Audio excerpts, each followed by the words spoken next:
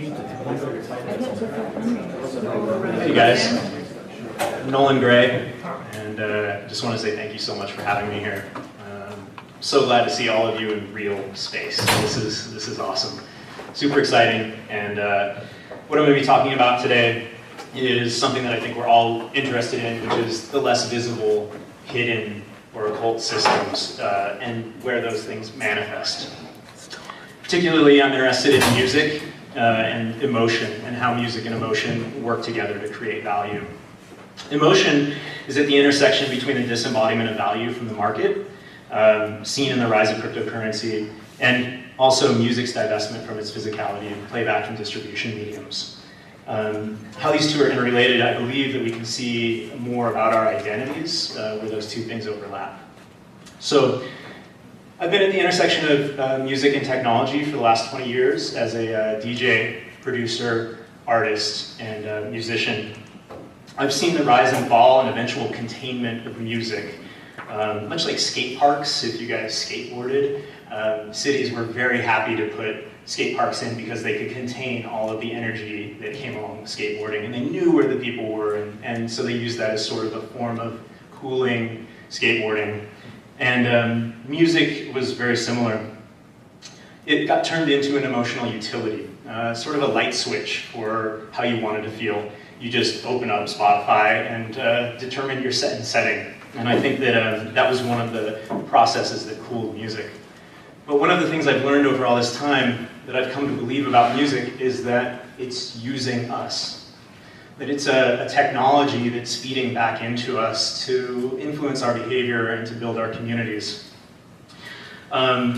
Next to crypto kitties and online gaming skins, I think the value of music is really, really high as far as an ephemeral system goes.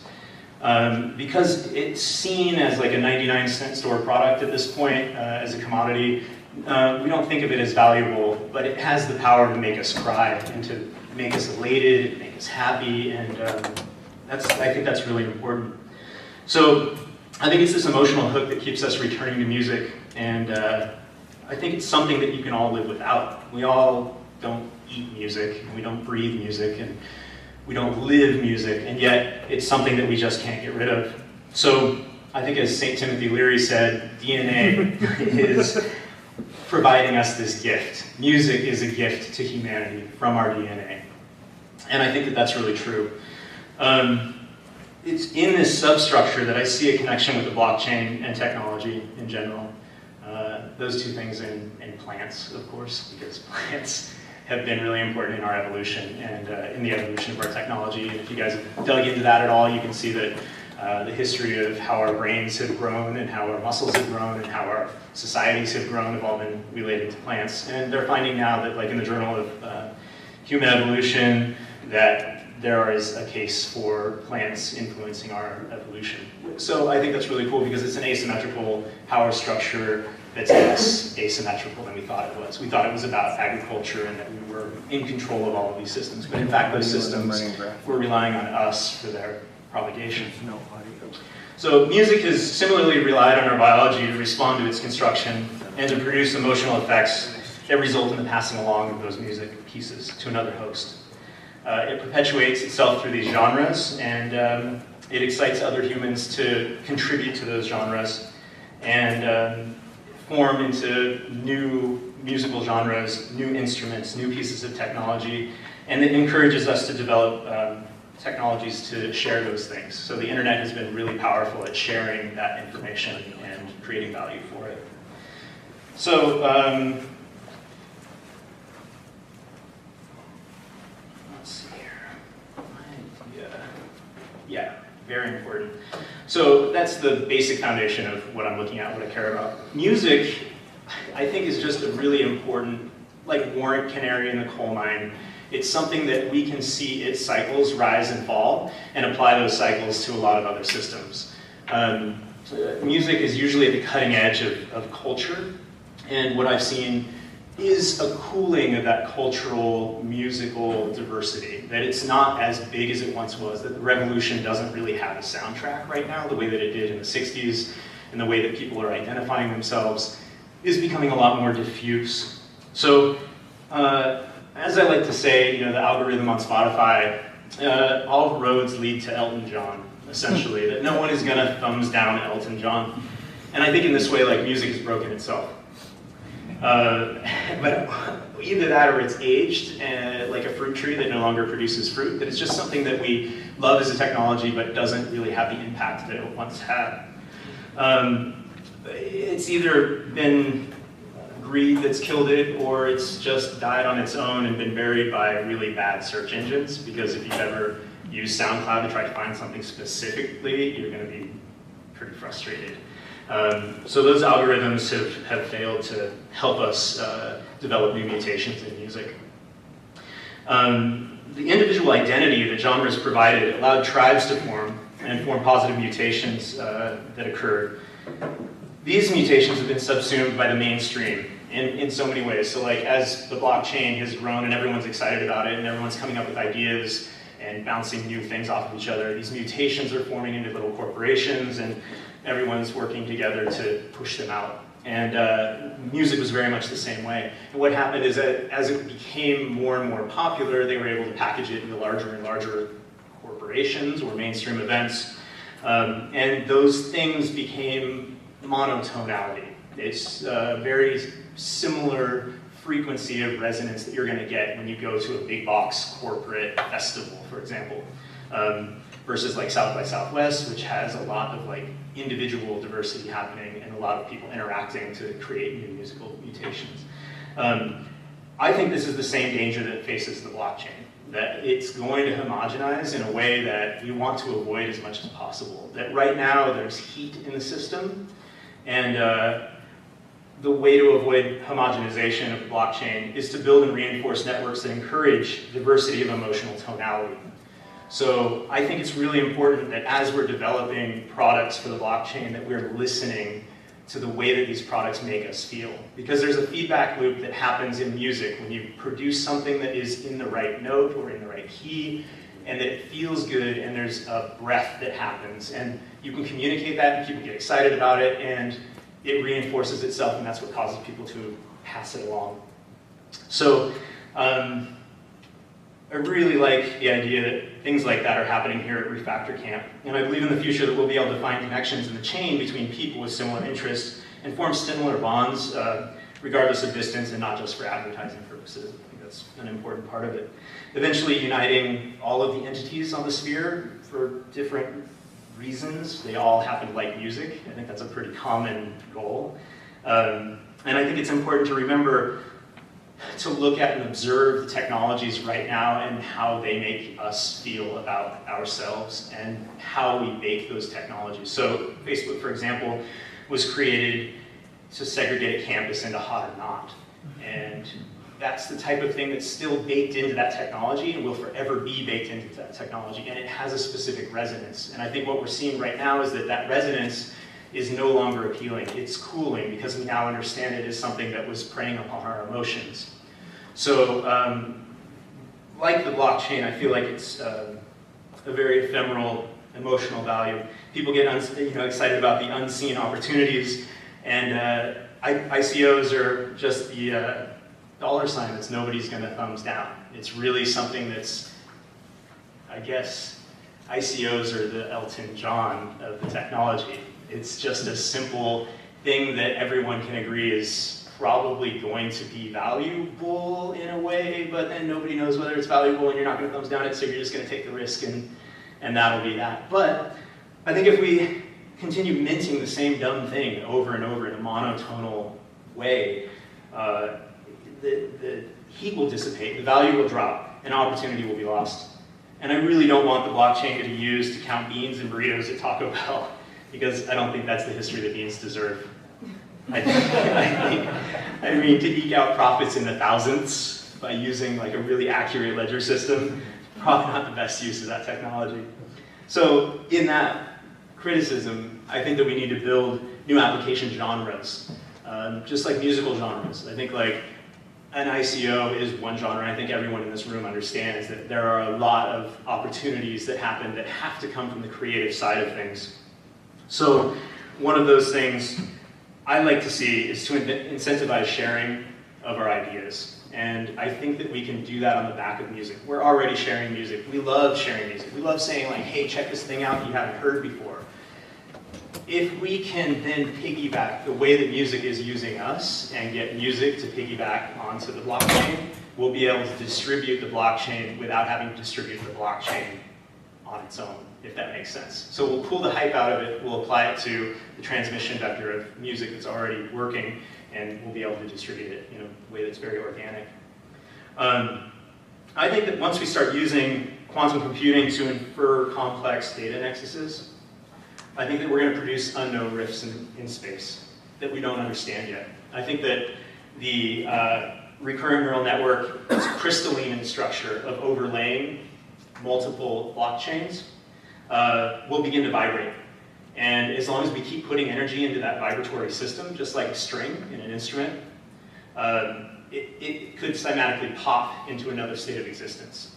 And we don't know what that looks like. We don't know if it'll be a gateway, and we don't know if it'll be another dimension, allowing like the Lemurians to bring enlightenment back to the Earth, if you want to get weird, or if it'll be some sort of interdimensional Elton John gremlin that comes through and blandifies all of human culture retroactively. Like, we don't know what that ends up looking like. Although I think the current branding campaign for Best Western Hotel is pretty awful. So I don't know if it's a toothpaste store or a pharmaceutical company or a hotel. But I think that the identity of these things is really important. And that brings me back to our identities. So these blockchains reside on the concept of identifying a singular string of numbers. For now, this can be anonymous. But if identity were to be attached to a single string, then what I'm calling the lock chain can't be broken. And it's a legitimate digital fingerprint. It's as incorruptible as your DNA. The problem is that who I am today, I may not want to be tomorrow.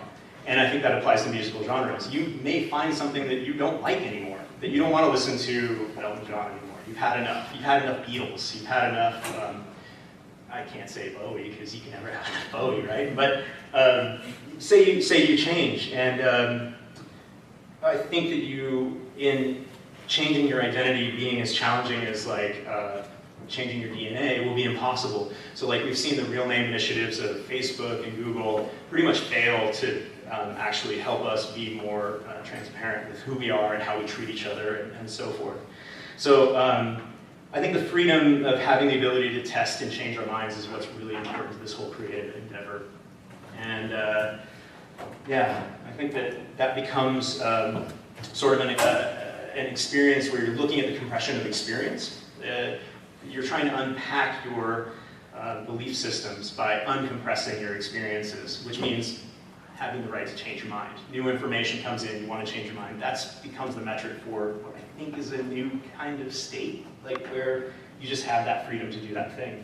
And so it's thinking of these things, of freedom as the ability to choose how the world sees us. And the recent push for equality is a push that should extend through our society in the pursuit of happiness, unimpeded by the state's demand for a specific unchanging identity.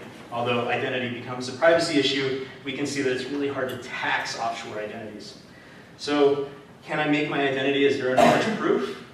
I think so. If you look at your driver's license and it says blue eyes, like your blue eyes metric could be blue eyes for anyone in the world, just returning a yes or no anonymously for you, which is, I think, what Zcash is doing. So a singular layer identity may not be what future generations want. And to build that into applications now so that our children won't be waging wars against servers housed in disused prisons, attempting to free their identities from years of online shopping. Because when it's worth more to house servers than it is prisoners, we will probably move our data centers into prisons, or they'll be prisonized. So the way I'm thinking about building this, again, is on the back of music sharing. That you can swarm an ID comprised of tiny bits from other people's IDs that compose a whole and yet are untraceable by looking at the individual parts. This is already happening with music sharing as we get around DRM, and I propose that it's applied to identity. So in that way, we've merged almost identity, and everyone's identity becomes part of that blockchain, like whatever your hair color, blue eyes, metric, though it's de-individualized, it's now unified on a whole grander scale. And I want this because I want access to the opportunity to experience the emotion of each identity and to have the freedom to decide who I am in new and creative ways. I want my meat space suit to be upgraded with software from other dimensions that we just haven't contacted yet. I think that could be one of those things that is valuable to the future, to my children. I want these identities to form communities of entities that share compressions without limiting each other from building complex experiences. So let's row the spacecraft forward. Focusing on the grains of sand that are our beliefs is keeping us from seeing the cosmic gorillas that we could become. So as we move forward, building crystalline applications on encrypted ledgers, let's keep the future us in mind and make sure that we're building platforms that reduce the compression of emotional experiences and enhance the opportunity for future generations to see themselves differently without having to fight wars for the freedom to be who they want to be. Let's listen to and create music that encourages and inspires us to feel new ways, because it's these feelings that form ephemeral value systems that inform how we see ourselves. Thank you.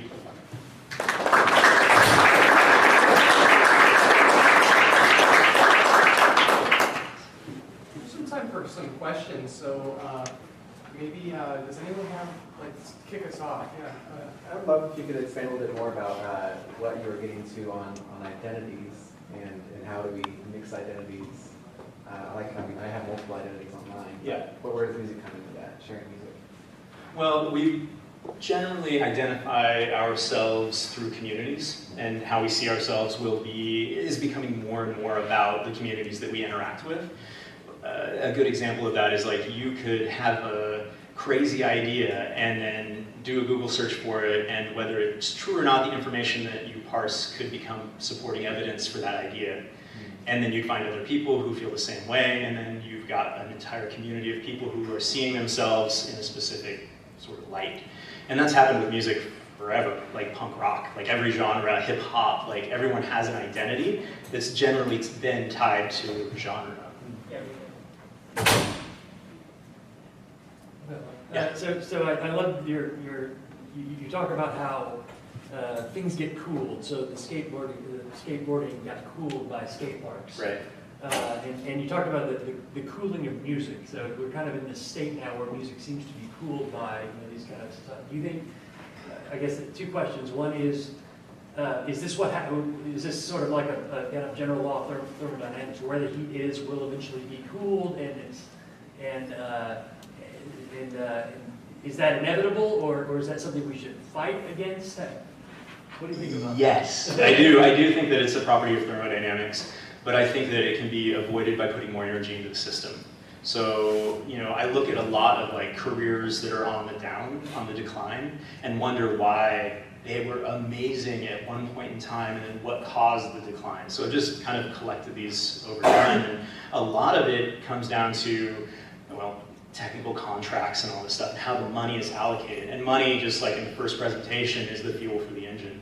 So like money is the thing that gets put in to offset thermodynamics and the cooling of any one of these things. So, skateboarding, for example, I think reached its apex with like the X Games. The X Games was as big of a spectacle as it could be, though it could go to the Olympics, I think, as one step further. But I think that it's cooling just because there isn't as much energy going into the system. And so music's a similar way. You have a lot of careers that were created at a time when there was a lot of energy being put into them, and no longer is that the case. And as an independent artist, you need to really have a business plan, be a business person to know how to put energy into your system to avoid entropy. And one more thing. So you said that the revolution doesn't have a soundtrack, which right. I love that quote. You could argue it sort of needs one, right? We need a soundtrack for what's going on right now. It feels like for those of us that are in it, as big as the kinds of things. But the last time we really had a soundtrack in our culture, do you have? And this is probably not a fair question to ask anyone, but it feels like it ought to be way different, right? Right. Something very new and different. Do you think that just?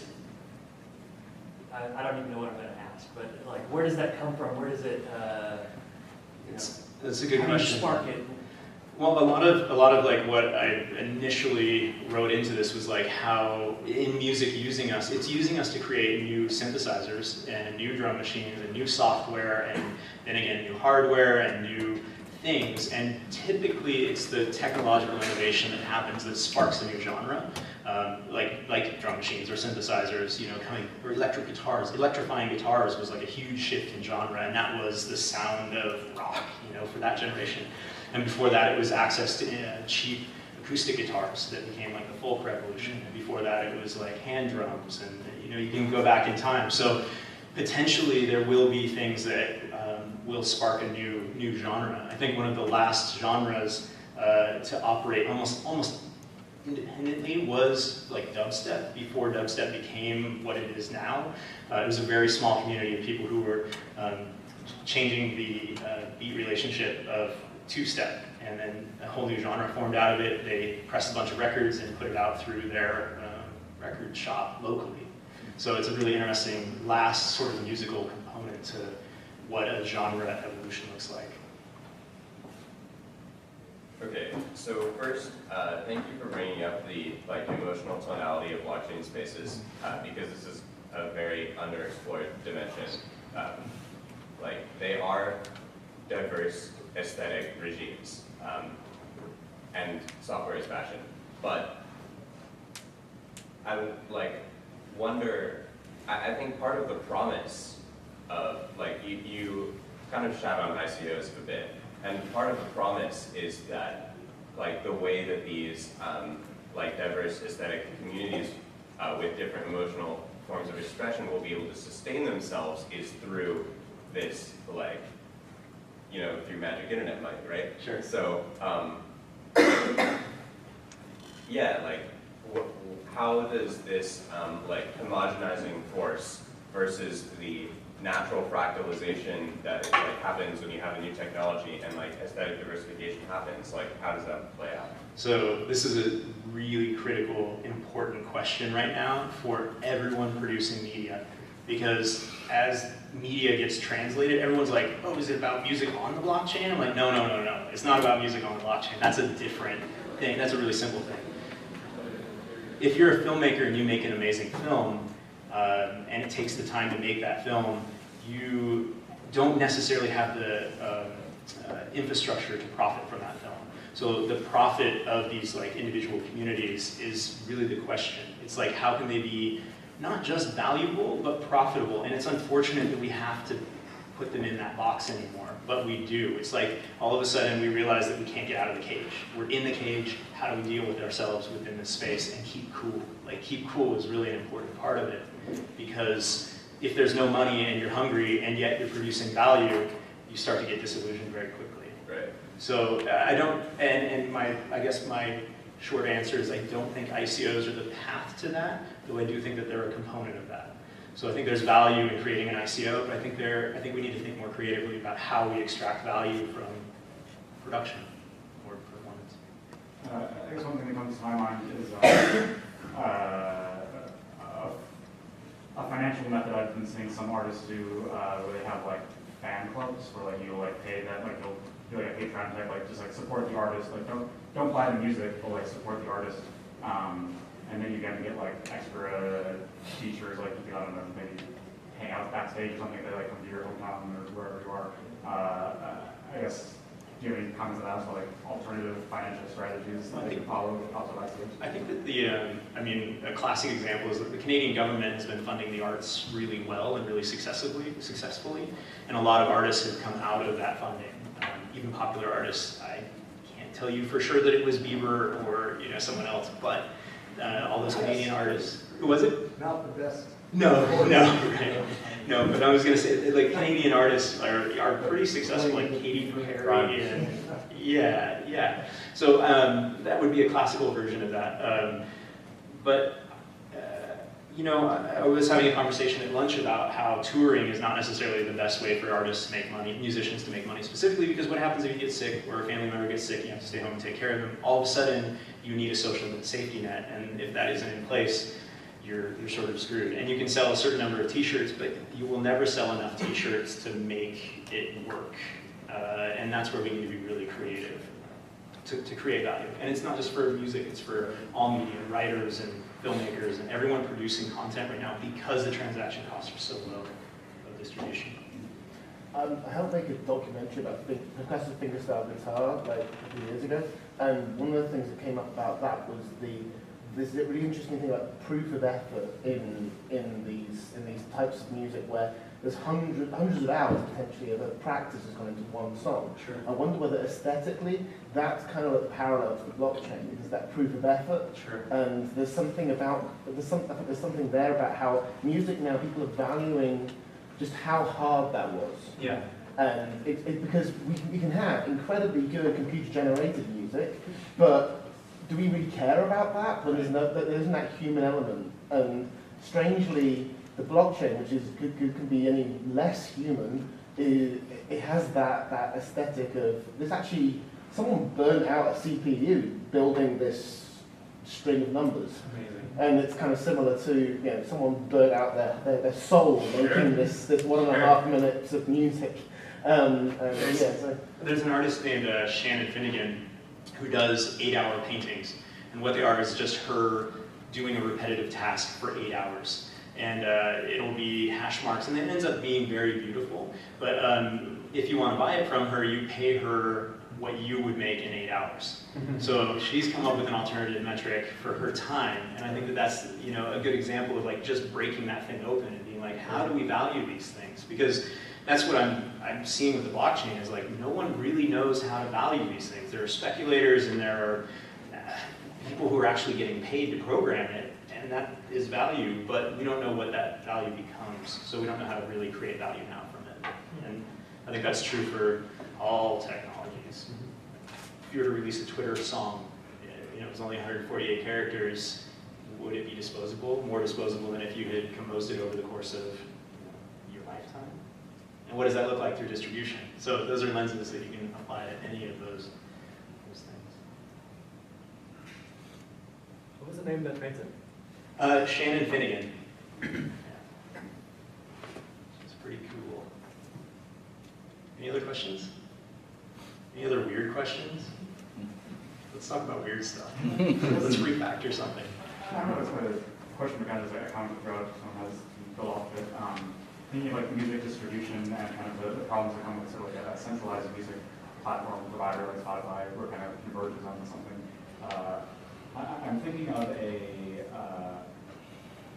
I went to this film showing the director was present at. It was a remake of Prince's Purple Rain film done in some like village in Niger, I think, and he like worked like it was all like the people who lived in this village were all like the actors in the film. But anyway, afterwards in the Q&A, he brought up a really interesting point about how music was shared in the community and how everyone had this like phones, like dumb phones, but they had like really loud speakers, and so they'd play the music out loud, like just like when they're just like sitting around hanging outside, and someone would walk by and like, oh hey, I like that song, like what is it? And they're just like send it to them over Bluetooth, like directly peer to peer. And so I thought that sort of like peer-to-peer music sharing is really interesting, and I think it helps sort of like break out of these like homogenous like factors and like converge you on like one thing. It's like you have friends with very different interests could like kind of pull you out of like your filter bubble and like force you kind of like introduce you to like this music they're interested in. That's super important, and that's why I think that we need some way to incentivize the sharing. Because right now it's been punitive. It's if you share, you're infringing copyright. And I think we missed a huge opportunity initially to come up with a set of apps that encourage us to share music, because I think that that's what leads to like a holistic diversity. It's not just an atomized diversity. It's something where it all comes together and works together and innovates together. So yeah, did Prince know that they had done that? Because I bet you filed a lawsuit. I don't know how. He hated people playing his music. He was hard about it. He was hard. But the name of that remake film was Rain, the color red with a little blue in it. Because in that native language, there's no word for purple. That sounds awesome. That sounds awesome. And I like, so piggybacking off like people in real space, like overhearing a song and then having that song. I wonder if you have anything to say of like if automation had a place here as far as recommendation engines. Like you said, it's hard to find a specific piece on SoundCloud, and I wonder if, I mean, as a music fan and someone who like preferred the days when people just had MP3s on their blog, and I could hop around on blog rolls and listen to new music. Yeah. And I'm sad that that's not possible anymore. Everyone's on Spotify. Is there a place for automation there of like content discovery, or should we just kind of develop interfaces?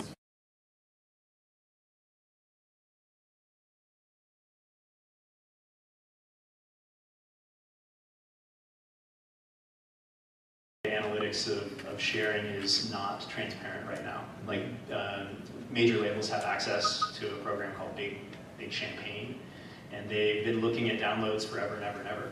So I think that, yeah, absolutely, like if it was not applied to advertising, if it was applied to discovery, I think you'd have a really good, I think there are a ton of ideas built into the need for better search to come out of the music sphere. So, and I would love to work on that. Could you list some properties of a song that would let it be sort of indexable and comparable? Yeah, absolutely. Songs, I mean, key is the first one. But to be honest, I think that the best way to search for music right now is emotionally. And I think that the best searches are happening through music placement services. So like if you have a film and you need a piece of music for it, the way you search is generally through emotion.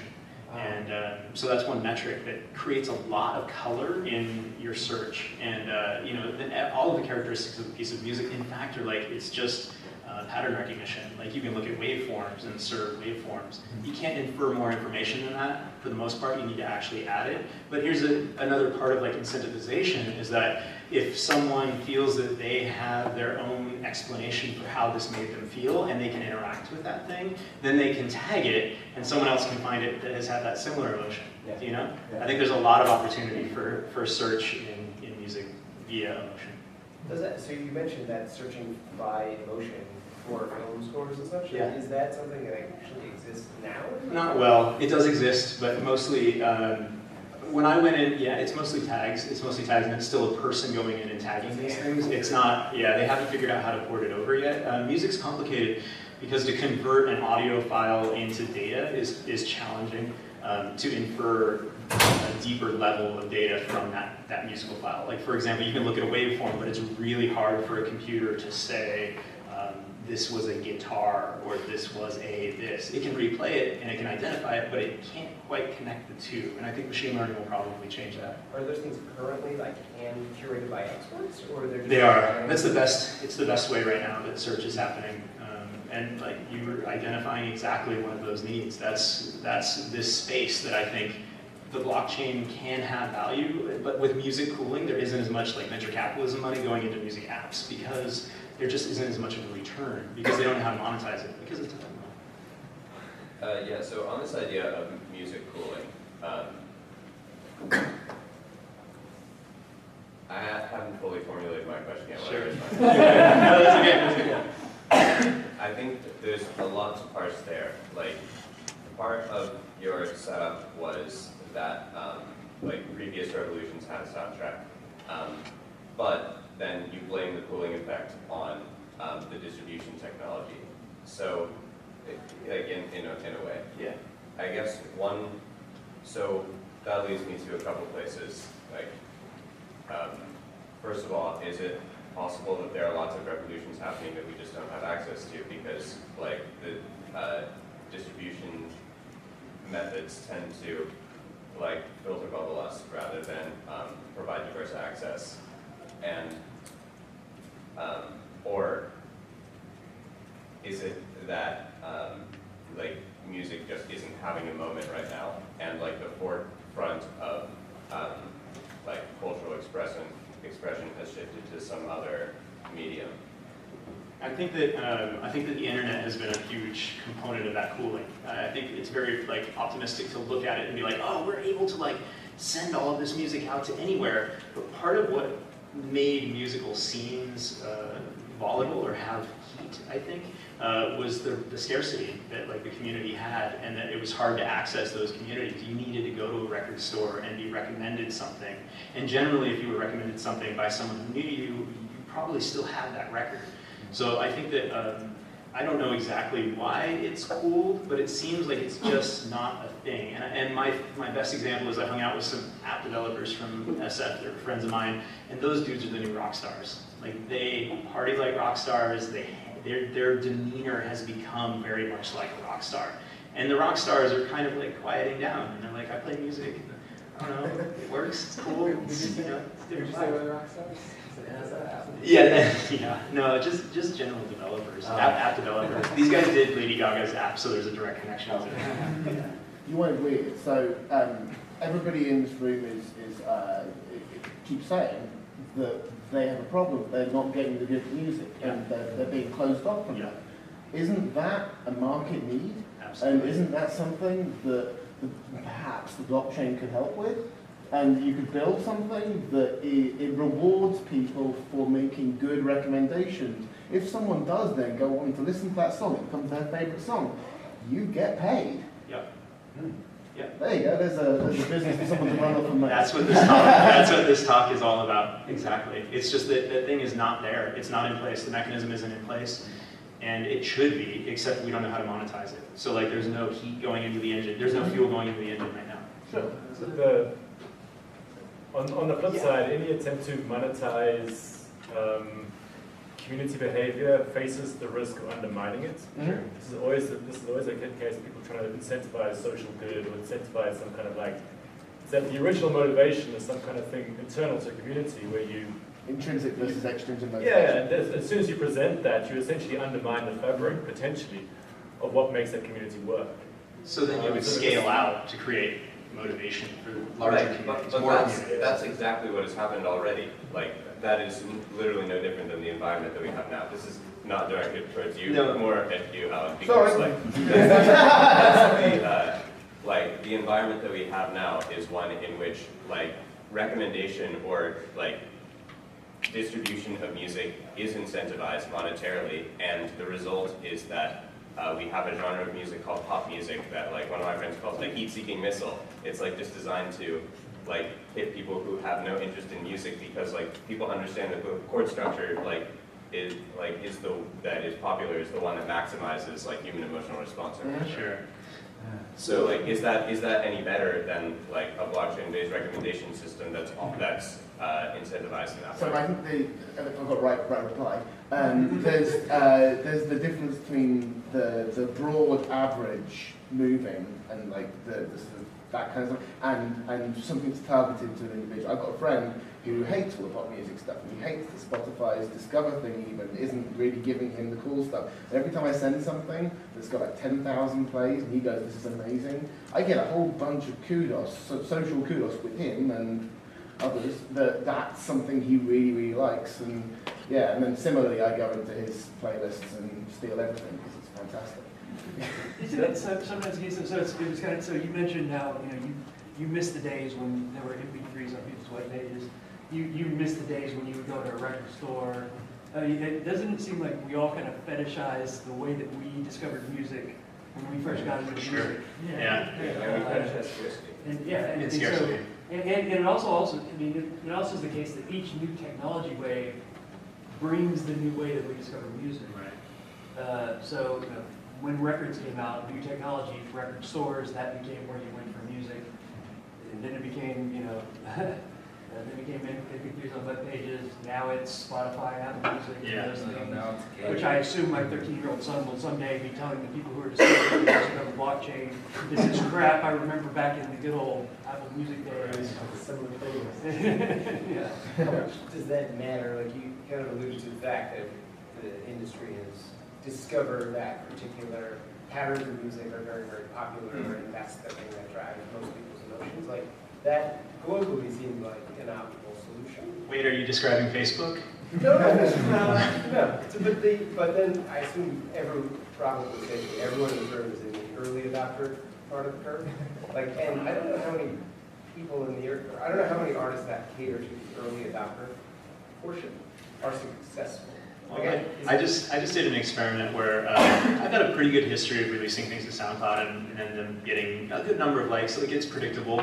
And I did a mix where I used all unknown artists, literally with either no SoundCloud or no Beatport or just no social media presence. And I sent this out. I have a list, my PR process is to send it out to a good number of blogs, and I got 0 response with the list of these names that they had never seen before. And to set this up, there was a time in my life where learning about new music was the most important thing. And my metric for whether it was good or not was had I heard it or not. And that's a different metric that not everybody holds. And I think that's another case of diversity within the music sphere. I mean, I think with a lot of the streaming companies, like the way that you maximize revenue for existing customers is for engagement, right? So that you can serve them more ads. So you're not going to play the same song over and over again, but you do want to play songs that they're beats that they're familiar with, so they keep listening. Sure, and that gets into nostalgia, and to your point that we all fetishize that nostalgia. Do these streaming services all have the exact same cost of distribution from song to song? Honestly, I don't know. Spotify do the same to Lady Gaga as they do some unknown artist. I don't know what their contracts look like on the back end, but I think that there's leveraging that happens from mainstream. Because I very much assume that my curated playlist includes only the songs that pay them the most. Yeah, or from a specific catalog. And you can tell it kind of, over the past year or so, that's shifted. It used to be more open, you'd see more esoteric stuff. Now it's almost entirely mainstream stuff. Right. Just that they get paid more. Yeah. I'm someone who's basically like resisted streaming completely. I don't use any streaming music service. I never have. And I think music right now is like amazing. It is. It's stuff out there. And there's so many niches, like niche communities of people who are so enthusiastic about one particular thing. And especially in like the sort of private front side world, it's amazing. It's insane. That's true. Like better than I love the day when I used to go to a record store. Like I definitely enjoy that. I think it's a different thing. But I don't know, man. I feel like if you look, like what's going on now is absolutely, and that's part of my criticism. Really, is it's allied at search.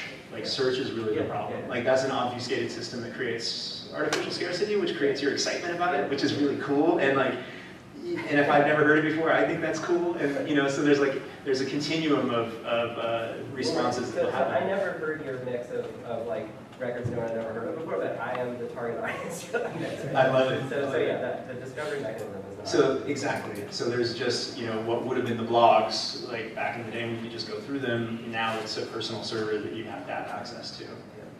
There's this kind of I was going to say, I mean, I don't know if you addressed this earlier, but what about the sheer problem of volume?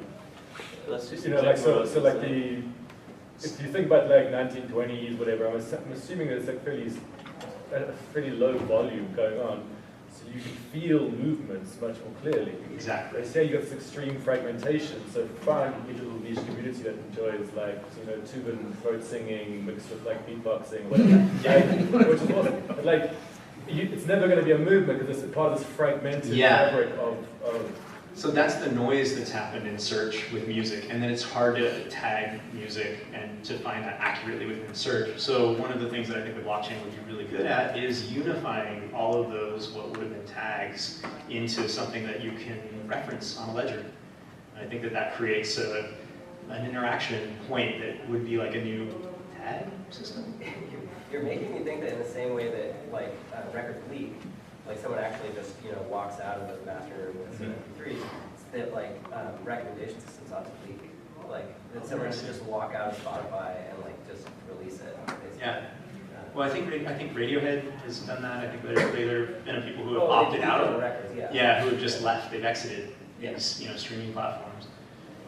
Yeah, I feel like I've got this kind of paradox of choice with music now. Like on Spotify, there's gazillions of tracks that I could be listening to, whereas back when I was buying CDs, there was probably only 50 CDs in the $5 bin that I could rat through and figure out one, and I would give it time when I bought it, whereas now on Spotify, I'll listen to something once and I'm like, I don't know if I like this or not, maybe I'll just jump on to the next thing, whereas back in the day I would have digested it more and experienced it more. So, but my experience is definitely shitter now than it was. It's becoming, I think the best analogy is the utility, that you just turn the light switch on and off and determine how you sort of want to feel and what you don't want to thumbs down. Because the thumbs down is like enough of a metric that they don't want you to do that because you need more ads to be played to you. So if you start thumbs downing things, I don't know how it works exactly, but that's where DJing was really important. DJing was one of those things that was really hot. I don't know if you guys were there, but in like 2006, it was really hot, and like people were making a lot of money curating,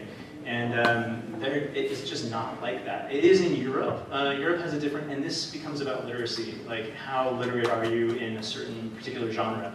Is how comfortable you are and how familiar you become with it, and how it sounds good to you. And that just comes through repeated exposure. So like your friend who hates pop, if he were to listen to pop enough, he would probably start to like pop, I think. I'm curious your thoughts on how like context or like artwork kind of gets bundled with the music itself, kind of aids the searching process. Like when you're looking through like records, you like, actually see like the album art.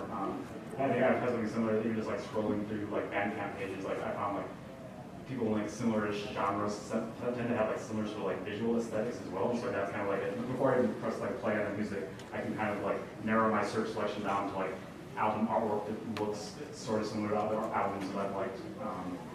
I guess you're talking about that. I think that's an important part of the process. That I search for things by label.